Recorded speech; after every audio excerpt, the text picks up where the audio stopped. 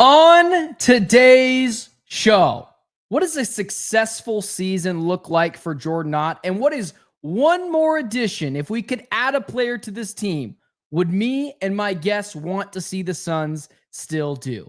It's that and much more on this edition of the Locked On Phoenix Suns.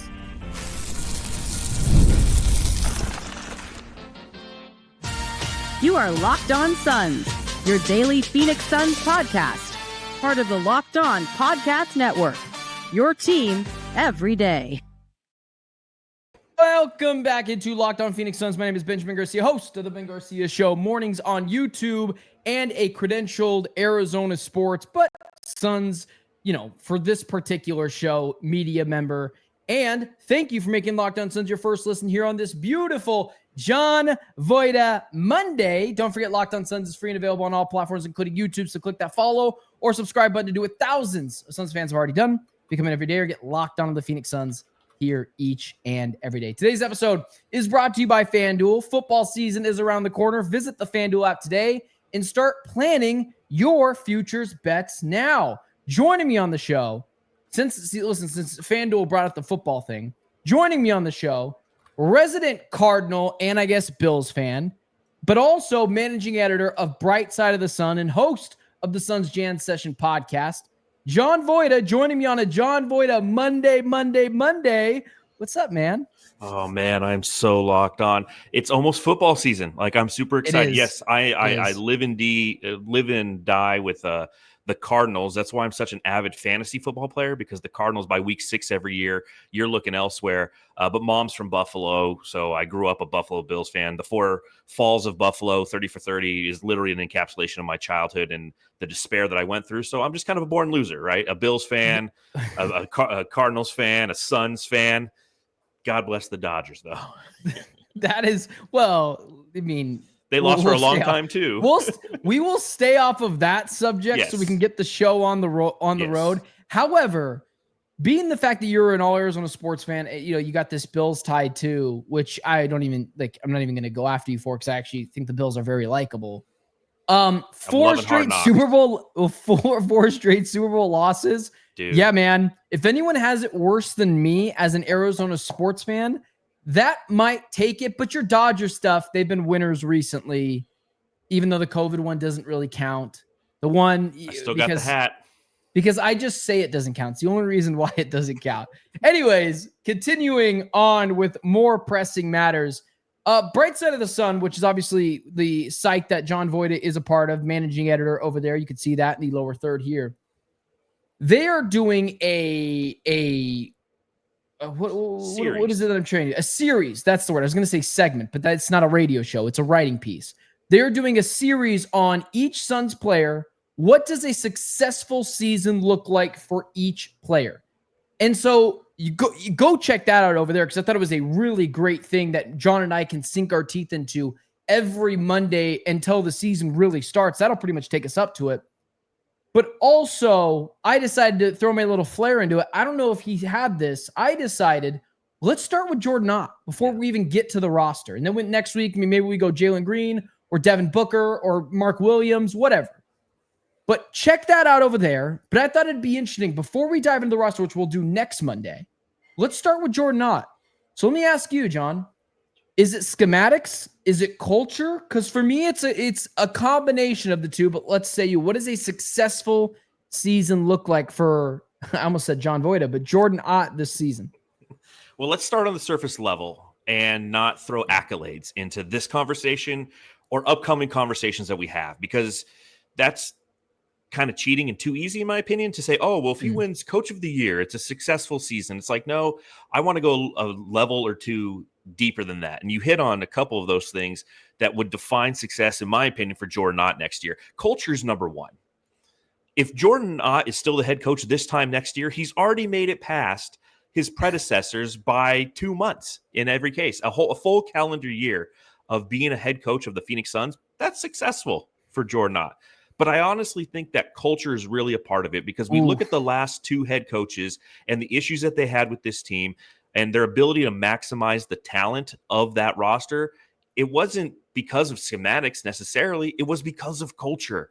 Frank Vogel not having the ability to connect to his team to the point in which when he finally did get fired up after a loss to the Clippers, the team laughed at him. Mike Budenholzer getting in, matches, if you will, psychological warfare matches with his starting center to the point where the Suns had to trade him away and attach a pick to do so. That's not a great head coach. That's not somebody who is a leader of men. Now, I get it. In the NBA, it's a challenge. Being a leader in any capacity is a challenge. And in the NBA, when you have salaries and egos that go along with it, it becomes even more difficult. And that's why you need to be a servant leader, somebody who says, hey, what can I do for you to put you in a situation to make you more successful? Instead of that hard-nosed approach that Budenholzer and Vogel both had, says, it's my way or the highway. Guys literally said, okay, I choose the highway. So if we want to talk about success for Jordan Ott going into at this time next year, the whole next season, that's why next year is so important for the trajectory of this franchise, is the culture needs to be reset. You have Brian Gregory said it, Matt Ishbia said it, and now it's time for all of the talk to stop and the walk to occur. And so that is literally, in my opinion, the foundation of success for Jordan Ott next year. I'm not looking at wins and losses. Yes, schemes are very important because we want to understand who and what he does, how he operates, how he maximizes the talent. But you have to have that talent buy in and believe in what you're selling. And so success, in my opinion, he's got to be a good salesman, and the team has to buy what he's doing. And the fan base does too. Like if you and I are sitting here next year, and we're sitting there talking about how the team didn't buy in or we didn't buy into what he was doing, do you see that as a success, Ben? Well, I mean, I think you hit it right on the head. It actually kind of annoys me because I'm like, oh, perfect. He's going to go in the schematics of it all. I'm going to let him take that lane. And then I'll go into what is guy. And then I'll go into the correct answer. And you hit it right on the head, man. Forget the Vogel stuff. Forget the Budenholzer stuff. Like, this is what's so frustrating because I think fans oftentimes just want to see wins and losses because, and I don't mean this in a bad way, they're the casual sports fan. They watch the games for wins, losses. They don't care about all the stuff in between, but we are here to warn you that that's what's most important. The Suns have not had any sense of a culture since Monty Williams. Correct. Last season with Monty Williams, there was a real culture. We could talk about his schematics left and right. I thought he got outcoached against Willie Green. I thought he got outcoached against Tyronn Lue. I didn't think he got outcoached with Frank Vogel in the Lakers one or the Denver one, but Denver was bringing a knife to a gunfight. But there were two clears, and Jason Kidd, he got circles ran around him against Jason Kidd, and there was no adjustments for it.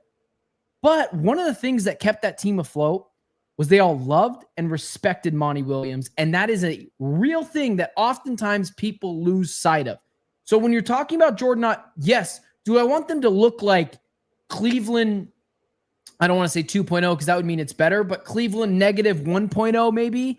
Like that first version of Cleveland where he's building this culture. I can tell right away if you know what you're doing schematically wise. Are you matching the other team player for player, minute for minutes? Are guys not looking lost out there? Are we playing hero ball? Like that's actually way more easier to spot right away if a guy knows what he's doing. Culture-wise, do they respect you? And that we haven't had that. Devin Booker, Jalen Green, all these guys need to buy into his system. If he gets that and he wins 32, 33 games. That's a great season, in my opinion. It's a very successful season for Jordan Ott. That's a step in the right direction, and that's all we're looking for. I mean, we've really reset our expectations, and you and I have talked about it on this show multiple weeks in a row now about what those expectations are and what they should be. The foundation of that is moving this in a positive direction relative to culture, because that is what becomes sustainable. And you're 100% right about Monty Williams. And Monty Williams, what he did is he came in and changed the path of this team. Now, granted, at the time, there were some key additions that assisted him in that process, but it wasn't until year 2 when we saw Ricky Rubio come in and the point guard position flourish around Devin Booker, and those young, youthful additions that James Jones made via general manager started to become meaningful. We're kind of at that same point right now, except now we have an in his prime Devin Booker who has the ability to be an all-star. Whether or not he carries the team is one thing, but he has to be a conduit of what Jordan Ott is selling. He has to be a conduit of that culture and fortify what he does. And that's how I define success for this team, not just Jordan Ott, but for this entire organization.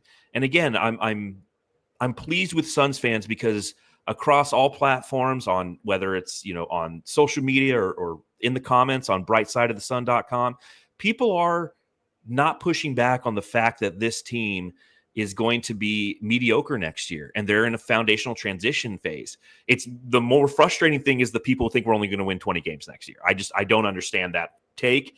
Maybe that's sensationalist in my opinion. If we only win 20 games, like I'll come on here and I'll eat crow. It'll actually be chicken, but I'll make it look like crow. I'll burn the crap out of it, and I'll eat it. But 20 games is ridiculous. But that's we're headed down the right path. I was going to say, thanks for saving me 30 minutes of editing, because that's how long this file takes if I take it into Premiere Pro and take that stuff out. Otherwise, I'll hear from my boss, Nick Angstead. He'd be like, get that John Voida guy out of here. It's a lot different on my podcast. It is so like, obviously we would define it by that. It's where when people, and I don't think it's a super large majority of Suns fans, but I think there's a 35% that are like, go get Jonathan Kuminga, go get Trae Young. Jonathan Kuminga is interesting because I think, like, if you could get him for the right price and like a totally discounted price, we've talked about that before, we don't need to get into it. And same with like Trae Young, if you just like stole him, sure. But that is buying chandeliers for your already done house. This is a complete teardown. We're getting rid of everything Mike Budenholzer did. We're getting rid of everything Frank Vogel did.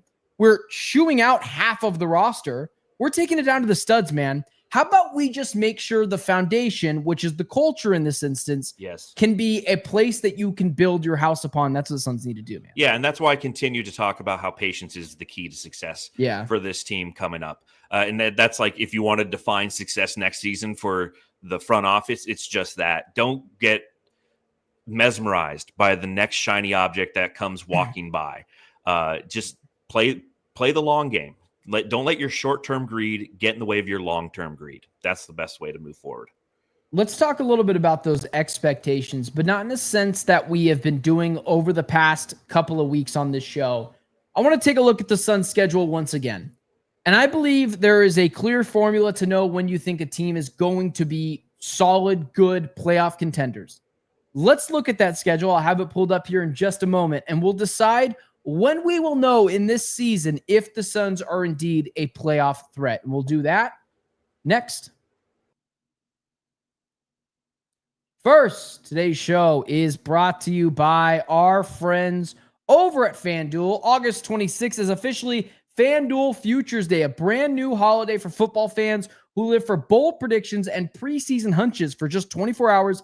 FanDuel is giving you deals on NFL season predictions. So whether you're calling your MVP, eyeing a long shot division winner, or ready to crown your Super Bowl champion before week one even kicks off, this is your moment. Listen, this is normally where I would talk about the Cardinals. I say, hey, listen, that Matthew Stafford injury looks worse than it actually, it looks, worse on the surface than maybe it might actually be even worse than they're saying it is. Reeks of the Christian McCaffrey stuff of last year. But since it's a John Voida Monday, the Buffalo Bills haven't lost the division in multiple years. You just want to win money and feel pretty good doing so. Listen, there's some risks in everything, but Josh Allen, Khalil Shakir, I like Sean McDermott, that defense. It might as well just sprinkle a little bit of money down on that team to once again win the AFC West. So visit the FanDuel app today and start planning your futures bets now, because Futures Day is one day and one day only. FanDuel, play your game. Real quick, I will say it's the AFC East. I understand. No. The Buffalo Bills are minus 270 favorites to win the AFC East. I also said AFC West. I know. That's tough. That looks tough. It's definitely the AFC East. But anyways, yes, you want to plan a surefire, it feels like future bet. I do like the Buffalo Bills there. I talked with my guy Shane Young on the show on Friday, and we took a look at the Suns schedule. And here's where I'm going to be quite frank with you. It is as you're looking into it from that angle. Should have used my graphic, man. I didn't even realize you had a graphic. Oh, every year. I make a big graphic that fits perfectly on these kind of screens because I do a show. Well, I do wish you would have told me that so I wouldn't have to have done this. But as you look at the Suns' schedule, is there a way you look at this and you say, okay, that's the deadline I'm talking about for the Suns to prove to us they are an actual playoff threat? So there's a tricky thing about the schedule. And it's the fact that it's the same every year. Like, we always play the same amount of teams in the Western Conference. You always have a home and home against opposing Eastern Conference teams. And while we get excited that it comes out because it's it's the newness of the new season, right? And we can see how many national TV games, and we always get upset at back-to-backs or whatever. It's not like football. Like, where football, you're playing different opponents every year. You're playing within your division, a total of 6 times. And then you're playing opposing divisions. That's always exciting. Now, that being said, you can still dissect this schedule and start to identify where you think Phoenix could really, win some games, lose some games, and when it's going to be tough. And it's a tough beginning of the schedule. Oh, there it is. How'd you pull that up so quick? Because I was actually working while you were talking. But that's fantastic. I'm looking at literally that same graphic on another screen right now. It's just easier to digest. So I just went back and I was like, oh, there it is. We played the Clippers 3 times in the first 10 games, which is just brutal because it's an inter-Pacific division rival. But for me, it's really January. January is kind of the make or the break time of the season. Before the All-Star break, by that point, your rookies have gotten some play and you're starting to understand who and what they are. But within all of that, within that December to January run for the Suns, they have 25 days where they don't have more than 2 days off. Okay, so it's just this brutal stretch. They got their longest road trip of the year is in there. It's a 6-game road trip right there at the beginning of the year. It starts in I forget where it starts, but it's in there somewhere. And it's just, that's when we'll know who and what this team is relative to success in the win and loss column.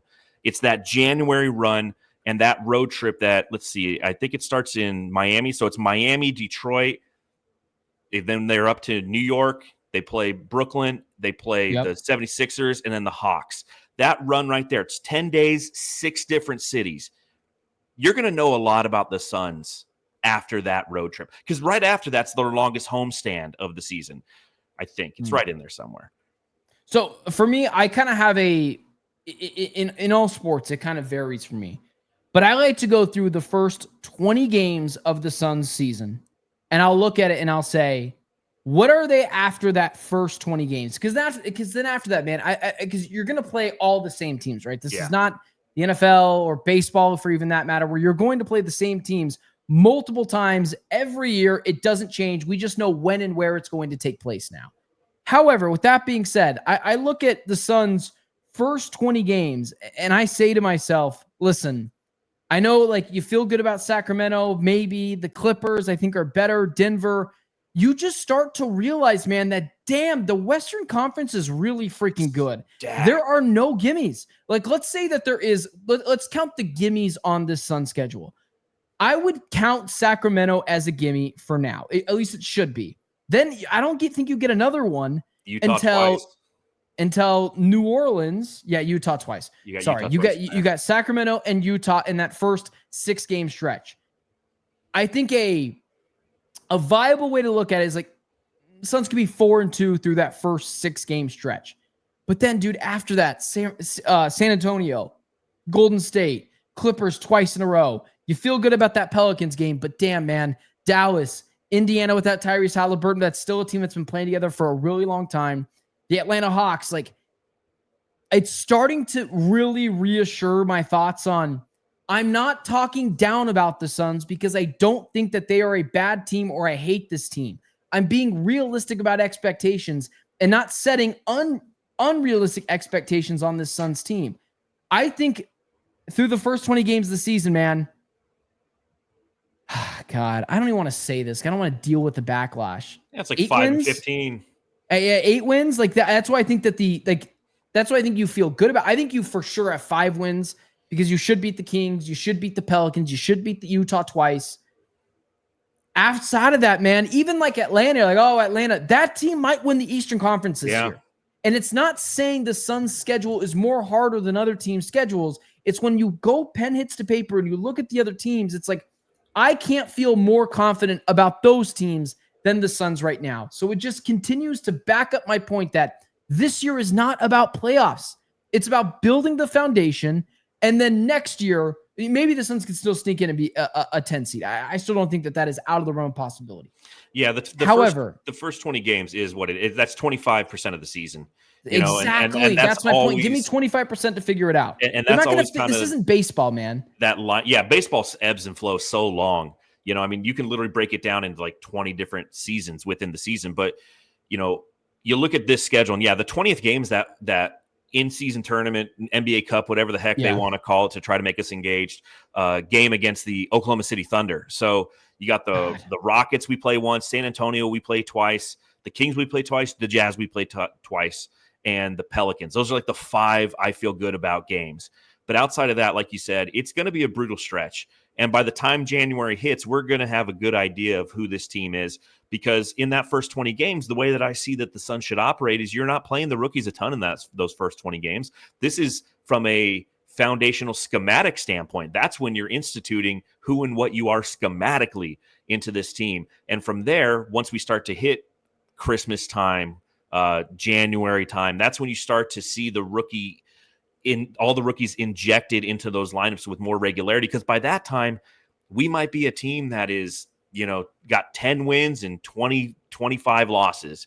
And that's okay, Suns fans. And I think that everybody's kind of understanding that as well. That, again, you look at that schedule and it's not conducive to winning for the Phoenix Suns. Winning is going to be defined in different areas as we watch this team. And we'll have to, that's what you and I are here for. We'll have to continue to remind people as the season occurs when they are 10-30 and people are frustrated with the fact that Jalen Green is not efficient and 3-pointers aren't going down. And, no, you're literally building towards next year to really start to make some moves to improve this roster, because after this year, you're going to know what needs improvement. There's so much change on this roster this season. You can't even begin to fathom what areas need to be addressed. And that's the point the Suns are at right now.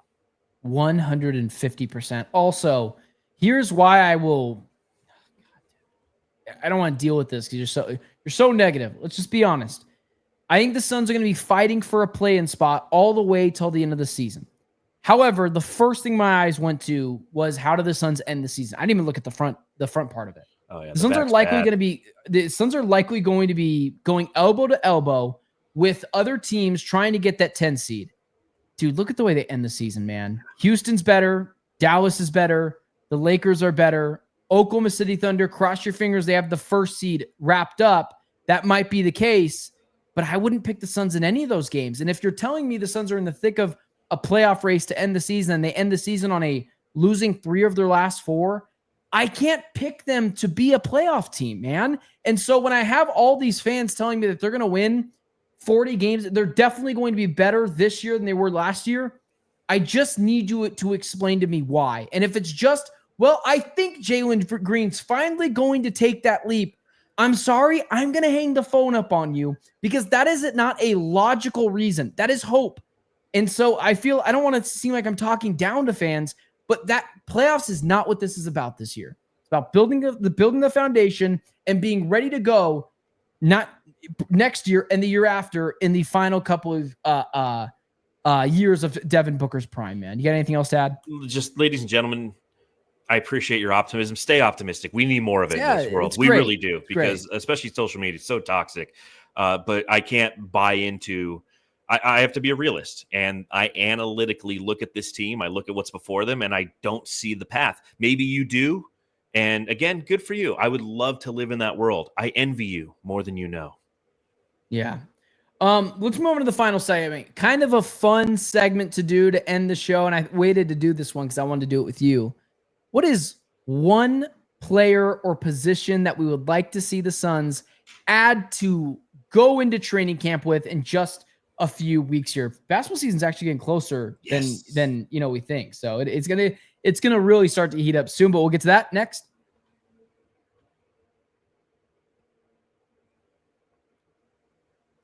I'll let you go first. Give me one. You can go player specifically. I don't think I'm going to go there. That or position that you're like, I would like to see the Suns add that. Go for it. A shooting guard. We need another. No, I'm just kidding. We need enough shooting guards. Another preferably 6'6" shooting guard from Kentucky. Yes, that'd be fantastic. With having at least the number 1 in their number. I have the same haircut coming out of Kentucky. I think I'm with a lot of people a lot of people, I'll say this. A lot of people want the power forward position because they just don't see the girth that we don't have it really. I mean, Ryan Dunn is an athletic guy. He's probably going to play a lot of 4. It's been a topic of conversation. We did a whole poll on Brightside about who should start at the 4, and he's the one who fans think. And I think a lot of people are still kind of stuck in their traditional way that they look at the 4. That you just need a big, bruising 6'10" power forward to put next to your center. And we want to space the floor too. And there's just not a lot of those guys in the league. It would have been great to get a Jabari Smith in that Kevin Durant deal because that would have really helped that deal. Man, yeah, it would have been perfect. Absolutely. Exactly what we need. Instead, we got Jalen Green, and that's the way I'm going to go. A point guard. I want this team to have a point guard, not necessarily traditional because there aren't very many traditional point guards left. Like Chris Paul has gone the way of the dodo. But if I was to make one more addition, and we know that the Suns did this at the back end of their roster by adding Jared Butler and Jordan Goodwin to battle it out for the backup point guard because Colin Gillespie is going to get run. But Jalen Green's going to be our starting point guard. And that just worries me. I want a point guard who can be a combo guard, but somebody who you trust at the end of the games to have the ball in their hands, to execute accordingly, and to take pressure off of Devin Booker, not put pressure on him, and to be cerebral enough to execute accordingly. And that's where I just haven't seen it from Jalen Green in his career. I hope he makes the jump this year. And when those opportunities present themselves, he's much more calm and less frenetic than he is. But if I was to make one addition, it would be there. Now, who would that be? I would love a De'Aaron Fox. Like if that was ever to happen, give me a guard from Kentucky, right? I would love to have a De'Aaron. I've always wanted a De'Aaron Fox, Devin Booker backcourt because he's just as quick as Jalen Green, but he also can throw the lob. He knows how to. Not a great defender, but he knows how to handle the ball in late game situations. We saw that with the Beam team. It's impossible to happen. I don't need people in the comments. Well, if you look at the salary, I get it. This is like fantasy basketball right now. Okay. Give me some De'Aaron Fox, but just give me a point guard. Give me a facilitator. What about you? What do you think? Yeah. Well, I get what you're saying. And just so people do not go to the comment section telling me the Suns aren't getting, we know the Suns aren't getting De'Aaron Fox. It's the middle of August. Let us have a little bit of fun in the fantasy in the third segment where statistically some people aren't listening. I'll go a little bit normal just to even that out there for you, because I do get exactly what you're saying. The guard position for sure. I worry about the power forward position, but there's just no one out there. Like, I don't want you to add a body to make me feel better. Like, I don't care who it is. Just making up someone, but like a Samuel Dallenberg type of player from years ago where he gets traditional center, but a bigger guy to play the forward. Like Kelly Olynyk. Yeah, exactly. Don't bring someone and just make me feel better. I don't want it. Don't pity me. So if I look at the power forward position, I look at the guard spot. As much as I would like someone maybe a little bit bigger, I'd feel better at Ryan Dunn at 6'8" or whatever, 6'7", than I do with some Kelly Olynyk washed up power forward there just because he's bigger. Mm-hmm. So with that being the case, Malcolm Brogdon's still not signed, man. And if I could bring in another guard to this team that I don't have to worry about, like, listen, does he play a lot of games recently? No. But that's not the point I'm bringing him on the team for. Could he come in, play serviceable minutes, and to your point, late in games, be able to come in and handle the basketball? And he's actually kind of a bigger player, not super big, but he's 6'5". He's a 6'5" player, can shoot the 3 ball with some pretty good efficiency. Not last year, but he only played 24 games. Shoots at 41% from the field, 81% from free throw, 44% overall. I would really like the Suns to still make a dive at Malcolm Brogdon, because that is the kind of point guard depth that I believe you could then really stagger the minutes of Jalen Green and Devin Booker. And I think Brogdon, not really for Devin Booker's development because he's 28 and that's not what I'm worried about, but for Jalen Green's development, someone else out there that can handle the basketball, kick it out to him and get him open and help him with his jump shooting, catch and shooting, especially the 3-point position, that I think would move mountains for the Suns this year, man. Malcolm Brogdon? Yeah, I'm a big fan of Malcolm Brogdon. I wrote a whole piece about him, and I think So that the only weird reason that he's still a free agent. Well, I I think think it comes down to role, right? Like wherever he ends up, he wants to play a part in that team. And I think at Phoenix, it would be just that. It's like, hey, come in, sporadically play, assist with development. He's like, no, man, like I'm a starting caliber point guard, or at least somebody who's garnering 24 minutes a game. Man. Yeah, exactly. It's like, oh, and the market's dictating that, right? The market's saying like, no, you aren't, man. You can want all you want. It's like the whole Kuminga thing right now where he's just like, I think I should be paid like Cade Cunningham. It's like, dude, you can think what you want all the time, but the market's going to dictate value. It always does. That's a free market in the NBA. So guess what, bud? You can want it all day. It's not going to happen. Same thing's kind of going on with Brogdon, but I wouldn't be opposed at all to bringing him in. He's a culture guy, can defend a little bit. And again, you're not relying on him as much as other teams have in the past. And therefore you're not truly upset when he only plays 25% of the season. Yeah, what do I care? I actually think the Suns have the meat of their lineup there. If he gets injured, I'll do a third segment one day on his injury and never talk about it again until he's back, because it doesn't matter that much to the Suns. I know this is not praise a thing that the Suns did. I really like the Jordan Goodwin acquisition. I think he will make this team over Jared Butler, because I thought I think he's just Josh Okogie. Like, I don't think he can shoot very well, but I think he's a annoying, like not pesky, an annoying defender. Who I don't care if he gets. Yeah, I don't care if he fouls out every game. He's an Energizer bunny. I think he can handle the ball, not to the point where I think Malcolm Brogdon can late in games, but he's someone you could stagger out there at times with Jalen Green and Devin Booker on the floor. So I really like that they did that. But if we're talking about like another player and someone had like more than all that, the Malcolm Brogdon thing is just weird, man. It's just like, what are we doing? And so Brogdon, what I think moved mountains, I was for a little bit on the Ben Simmons train, until I remembered. No. Just to the point where, like, defender, I mean, he just can't shoot at all. Like Kylie Jenner. There is something to Ben Simmons that is so interesting, because he has all the tools to be awesome in this league. But the fact that he has just so begrudgingly and persistently decided he doesn't want to come up with any semblance of a jump shot, just kind of a turnoff for me. Well, so I not don't just say that.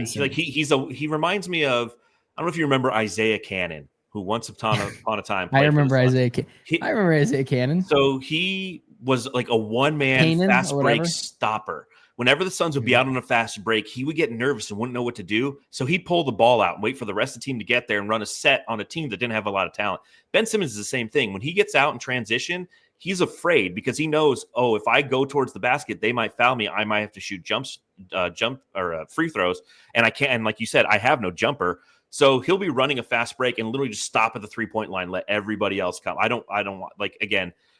Yeah, I want no part of Ben Simmons. I get the physical intangibles, but it's kind of like it's one of the reasons why I'm interested in both of those kids who came out of Maryland. Ace Bailey and Dylan Harper, because they both played for a team that wasn't very good, even though they were very talented. Just like Ben Simmons was very talented at LSU, the team sucked. It says something. Well, it also says a lot that he's still unsigned. I know that the reports are that he'll be a Celtic potentially, but like it says a lot that this guy still isn't signed. Someone that was at once one of the better players in the NBA, a perennial all-star, can't even find a job, dude. And he still has all the tools to be at least really good facilitator and rebounder and defender, but dude missed a layup one time against the Hawks and has legitimately never been the same. It's one of the weirdest what-if stories in NBA history, honestly. John Voida from Managing Editor, Bright Side of the Sun. Another John Voida Monday in the books. Appreciate you guys tuning into Locked On Phoenix Suns. Don't forget that we also have an audio version of this on all platforms. Whatever you get your podcast, Spotify, Apple Podcasts, it's there. But also we're here on YouTube as well. So for everyone watching live, thank you so much for that. Or watching the premiere live, thank you so much for that. So for John, myself, everyone watching Locked On Phoenix Suns, I will talk to you guys on Wednesday.